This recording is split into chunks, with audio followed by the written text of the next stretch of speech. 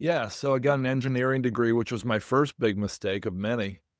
And I think a lot of it came down to lack of due diligence.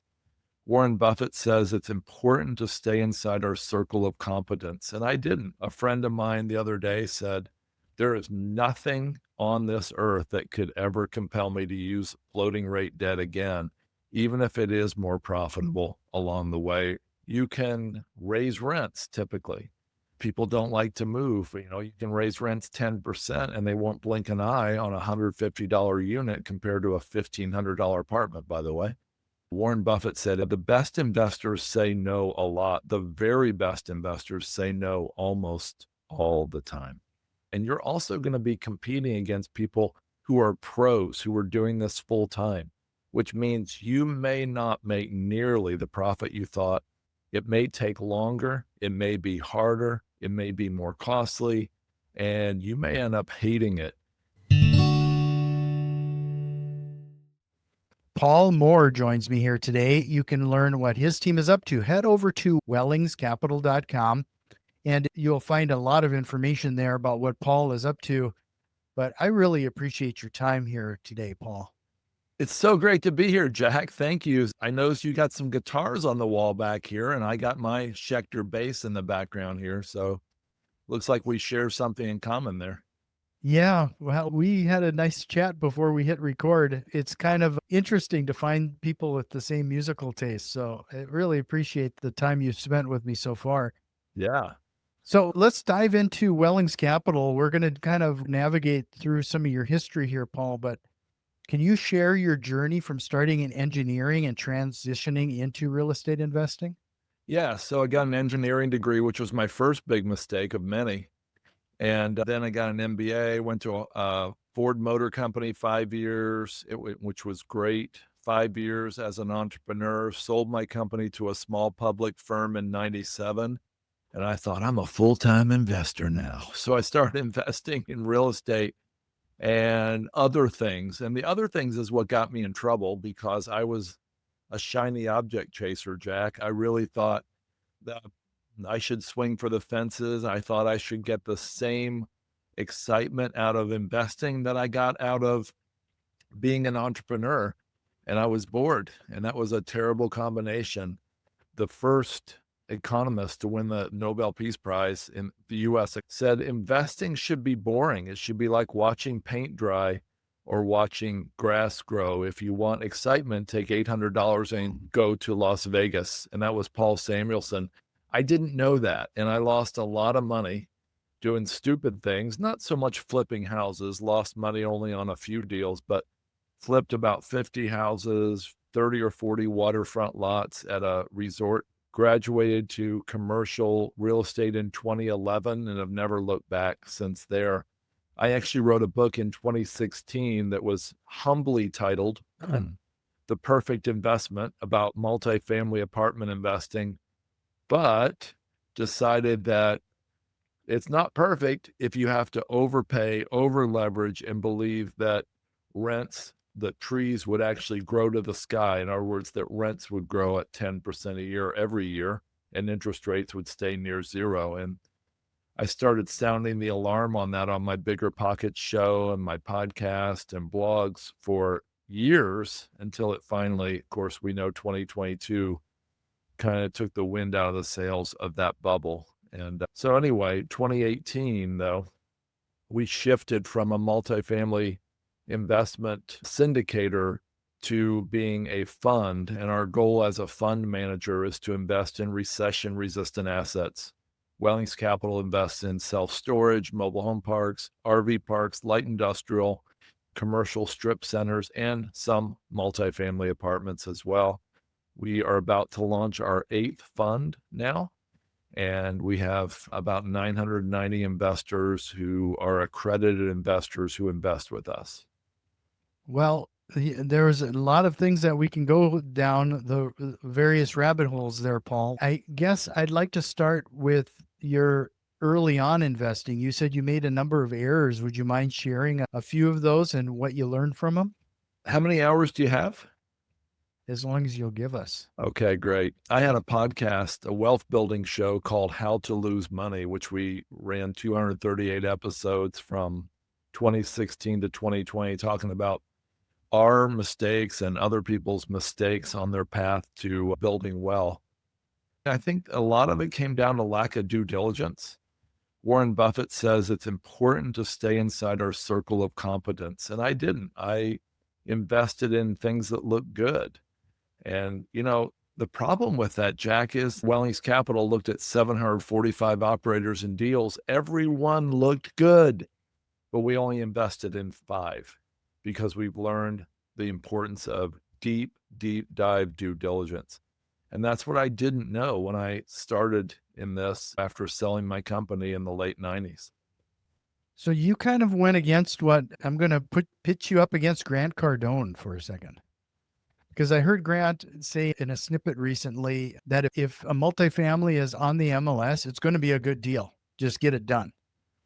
But you've already made mention that if you're over leveraged and if it's not necessarily going to be a good deal, so do your due diligence. Yeah. What are your initial thoughts regarding what Grant might have said? I heard regarding Grant this say movement? almost that same thing in 2018 at a conference in Miami, Florida. And I literally thought he was joking. I was waiting for the punchline, but he wasn't joking. A lot of operators got trained by a handful of gurus through the teens, especially around Houston, Dallas, other places like that. And there were hundreds of these normal engineers and accountants who got trained under their $20,000 programs, and they were bidding against each other, bidding the price of a normal apartment up, up, up, up, up. And they were able to get oil and gas investors moved over to follow them and raised millions of dollars. Tides Equities is a perfect example. They were buying all kinds of Texas apartment buildings. Somehow these 32-year-old guys amassed a $6 billion portfolio of multifamily, but they had to use risky floating rate debt. And if the interest rates went up, which we all know they did, they were in big trouble. Grant has somehow navigated through all this, but a whole lot of other people, including Tides Equities and a lot of other people, have bit the dust. A friend of mine the other day said, there is nothing on this earth that could ever compel me to use floating rate debt again, even if it is more profitable along the way most of the time. That one time will get you. I think it was Charlie Munger that said, did you hear about the 6-foot tall guy that drowned in a 5-foot deep creek? And the reason was it was 5 foot deep on average. And that's what bit us in 2022 with 11 interest rate hikes in about 15 months. That was one of the things that struck me too. I thought he was kidding, and then the punchline never came. You seem to have kind of shifted your attention. You said there was the multifamily, but now would it be fair to say that when you talk about commercial properties that are a bit more stable when it comes to recessions and a few other things, are you primarily then focused on the storage units, the trailer parks? What is your current focus, if you don't mind me asking? Jack, I don't think multifamily itself is not recession resistant. I think it is, especially in this coming decade. There's so much I could say that's positive about multifamily. The asset class itself is incredibly solid. To that end, I really like mobile home parks. It's the only asset type I know. It is a form of affordable multifamily in a sense. And it's the only asset type we know that has a decreasing supply and an increasing demand every year. There really is an affordable housing crisis, and it's getting worse all the time. 10,000 people will retire or, turn 65 today, and only about 6,000 of the 10,000 don't even have $10,000 cash saved for retirement. But a lot of them are willing and able to move into a mobile home in a mobile home park. And a lot of them do. And a lot of other people are as well. There's so much benefit. I mean, you get your own parking space, your own deck, your own yard. You don't have to share a thin wall with a neighbor. And it's But in many cases, like we're doing a $20 million mobile home park deal right now, we're bringing about 9 million of that in equity, and that's seller financed. The rents are 35% below the very bottom edge of the range of the market. There are a ton of other, there's so much intrinsic value left on the table. And even if you brought these rents up that 35% to the bottom edge of market, it's still a fraction of the cost of a one-bedroom apartment in that same market south of Raleigh, North Carolina. So much to love about mobile home parks and other asset types as well. hmm How important is it to you when analyzing the deal of opportunity for the forced appreciation? It's really important. Flip houses, we flipped all those houses and, the value was based on the comps. But in commercial real estate, there's an element of that, of course, because of the cap rate. But in general, the appreciation, the value is based on math, which means you can drive forced appreciation. Another asset type you asked me about, self-storage. There are so many value add opportunities. I mean, I'll just buzz through. I wrote a book on self-storage in 2021, and there are so many value add opportunities. Just a quick list. You can raise rents typically. People don't like to move. You can raise rents 10% and they won't blink an eye on a $150 unit compared to a $1,500 apartment, by the way. You can put out a propane filling station out front, an ATM out front. You can put a billboard out front. You can put a cell tower in the back. You can use that 6 acres out back, just unused land to gravel and put in a boat, an RV, and industrial storage. You can expand the facility. You can sell locks, boxes, tape, and scissors. There is so much you can do to add value at a typical mom and pop owned self-storage operation, and that's forcing appreciation effectively.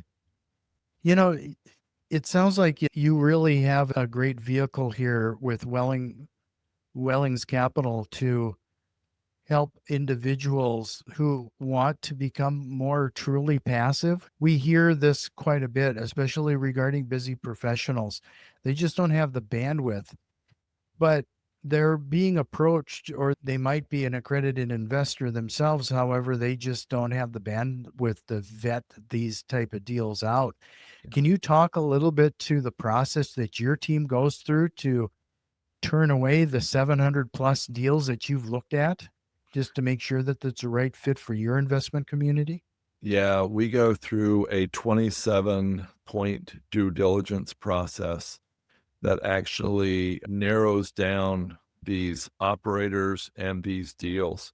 The due diligence process includes checking the details of the loan document and the type of loan. I mean, we might say no to it right up front because it's floating rate debt in many cases.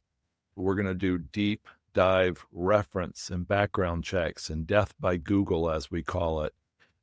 We're going to do a net operating income audit. Jack, that costs $9,000 or $10,000 just to do the audit if it's an acquisition.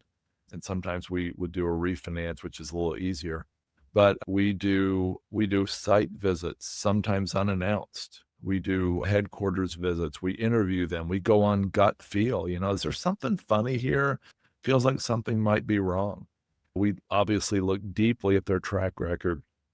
And unless they hit, a positive note on almost every one of these 27, we're going to walk away. We walked away from 2 really good looking deals last week at the closing table. We wired the money, and then the operator tried to change some terms in the agreement. And they were actually serious about changing terms we had established 7 weeks before.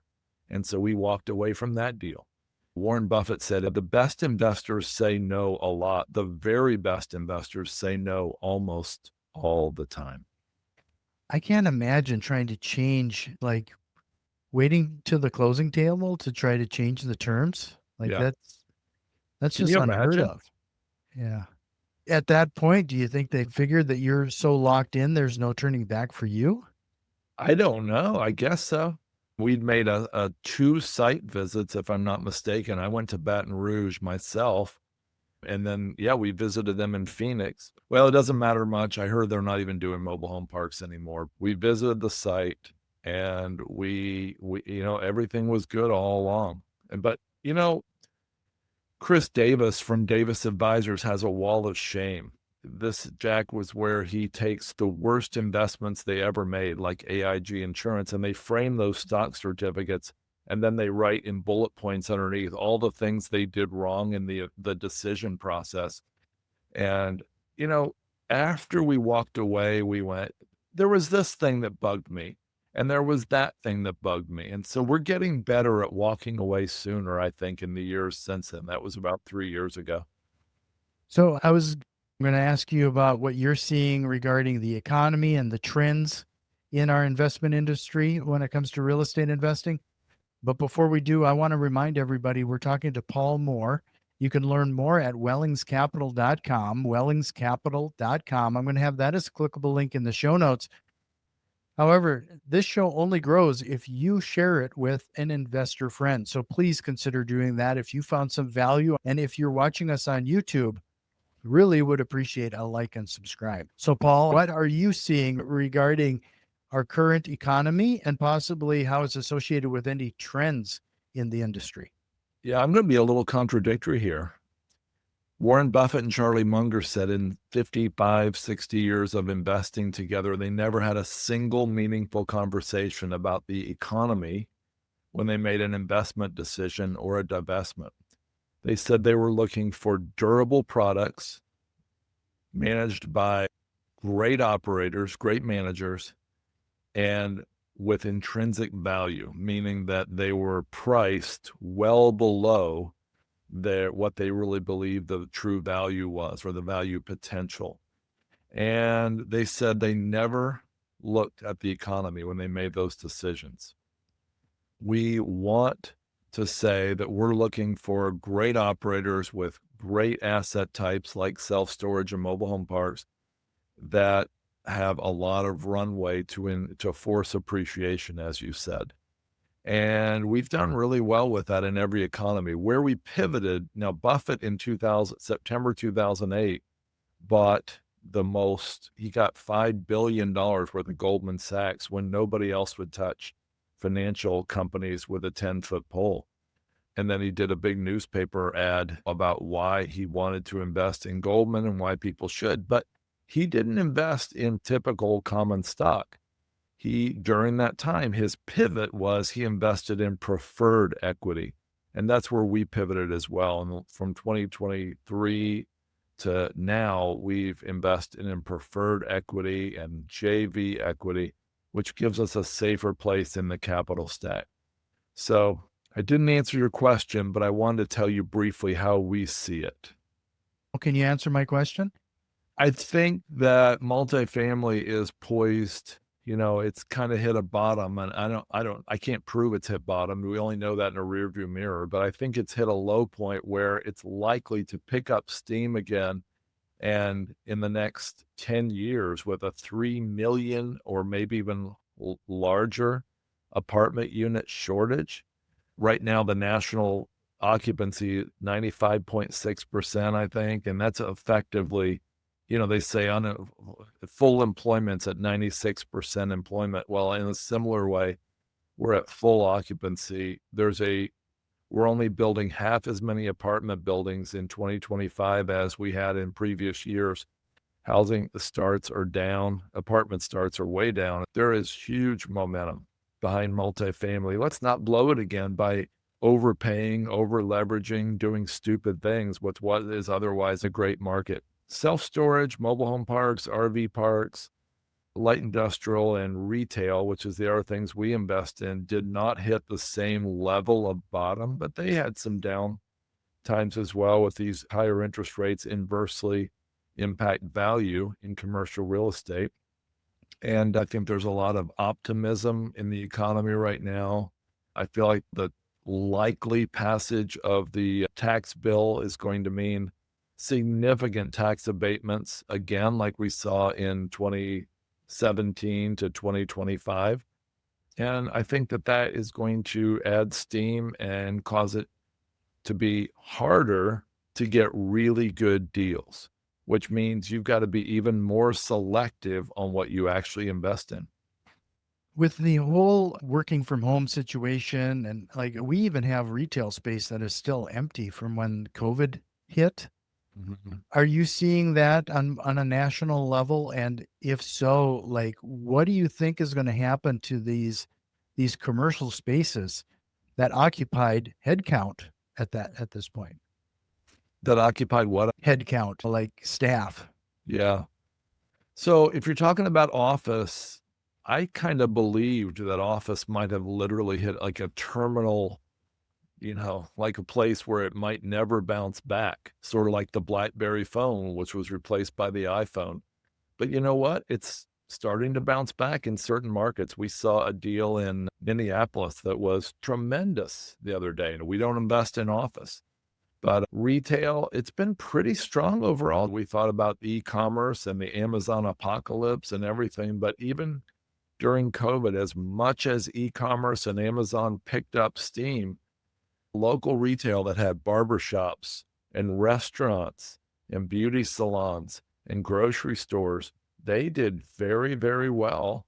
And they continue overall on a macro level to outperform a lot of other asset types. Hmm. Well, we've kind of touched on the learning from our mistakes, but I was hoping you could share one of your success stories. Okay. Well, I thought you were going to ask me for a failure story. I don't think I was ready for this. I think I already mentioned this.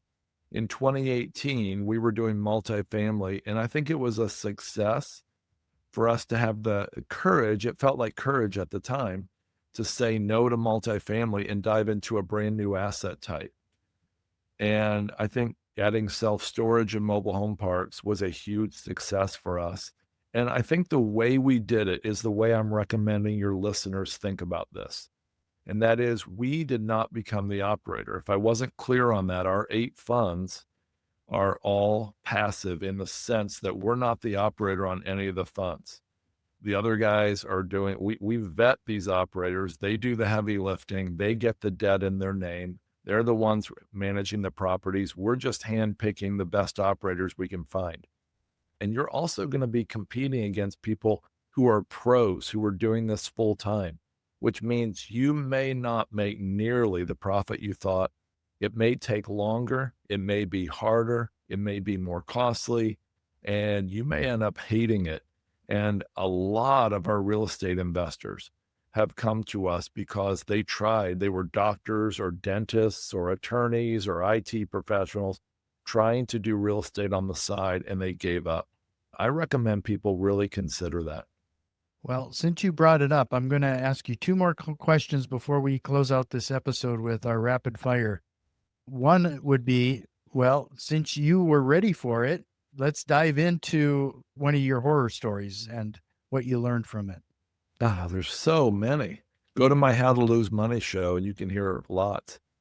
One of them that was not real estate related, somebody, sold me, if you will, a passive investment thing. This guy was doing this.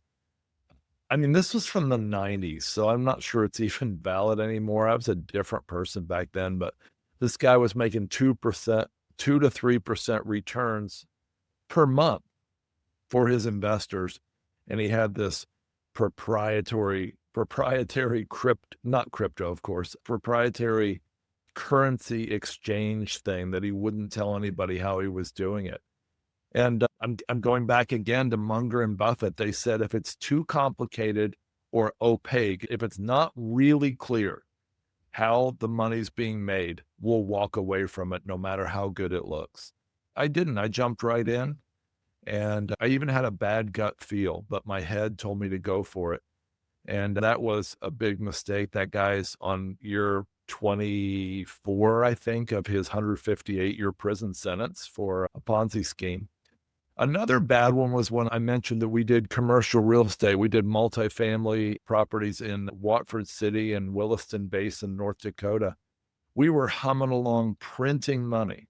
Well, I got sidetracked because We found out that there was a huge shortage of wireless internet in North Dakota. So we started a wireless internet company. The radios froze at 40 below zero. That was a huge, huge distraction, and one of many I made earlier in my career that got me off track. The issue is investing in stuff you don't really know about. The most successful investors I've ever known have stayed on one track for decades.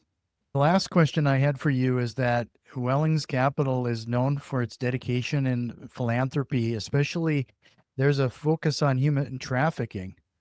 Could you talk a little bit about what drives this mission and how it aligns with your business goals? Yeah, I have two family members, a wife and my oldest daughter, who gave me permission to say this, that were deeply harmed by assault. And I saw how hard it's been for them with the few incidents that they endured, how many decades it's taken to heal. And I found out something horrible, Jack.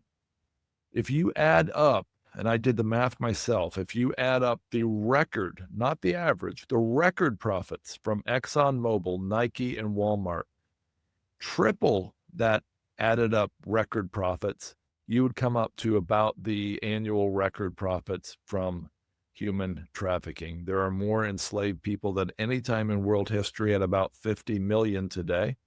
And we just couldn't sit by and do nothing. So we decided to use the same mindset we do with commercial real estate. We found the best nonprofit we could find. We partnered with them and we've helped them raise over $900,000 now, 3.5 years later. We plan to continue to try to help them. They were able to set victims, these little children in Cambodia, free and give them a new life, a new start. The going in price for that, just to set them free, is $1,000 per child. For about $5,000, we can save 5 children, put 1 to 2 bad guys behind bars. And we're very excited about that opportunity. In fact, I would invite you and your listeners to consider checking them out. The organization's called AIM, the website, AIM free, AIM free.org. Well, I appreciate all of that information, and it's a very noble aspiration for your team. Before we dive into the rapid fire questions and close out this episode, is there anything else we should have tried to hit on here today, Paul? To really consider not chasing shiny objects. You know, the book, The One Thing by Gary Keller and Jay Papasan's often talked about, but it's so important. One of my business partners ran for governor of Colorado in 2017 or 18, and he rubbed shoulders with some very wealthy people, probably a few billionaires. And he said, you know, they're not any smarter or better educated than us. They just did a great job staying focused for decades. And because they stayed so focused, they've done really, really well. And there's so many stories about that. I recommend people really take that to heart. Well, if you're ready, Paul, we'll jump into the rapid fire and close out this episode. Let's do it. What lie do real estate investors often tell themselves? I think they tell themselves that this time it's different. It'll be different this time. And I remember in 2007 hearing that we were in a huge bubble, and I kept buying real estate. And I went from $1.5 million in the bank to $2.5 million in debt. If you could go back in time and give your younger self a piece of advice, what would it be? You know, I think I would have got straight into commercial real estate in my 20s and not gone through all the hoops I did over all the other things I did over the years. I would absolutely get into commercial real estate. Do you have a book recommendation? Yeah, I already mentioned The One Thing by Jay Papasan and Gary Keller. On a personal level, I recommend a great book by Larry Crabb, Dr. Larry Crabb, C-R-A-B-B. It's called Shattered Dreams, and it talks about how we take failure and piece it back together into a better result. And that was the theme of my show, How to Lose Money, as well. And finally, what strategy or tool have you implemented that has had the biggest impact on saving you time? A real simple one is Calendly. Most people know what that is now, but we discovered that 9 years ago. Calendly allows me to not have to go back and forth with 17 different texts or emails trying to schedule a meeting. Well, I really appreciate this time with you, Paul. Again, it is wellingscapital.com. That's going to be a clickable link in the show notes, but it's been great meeting you. Jack, I would love to come back. Thank you so much.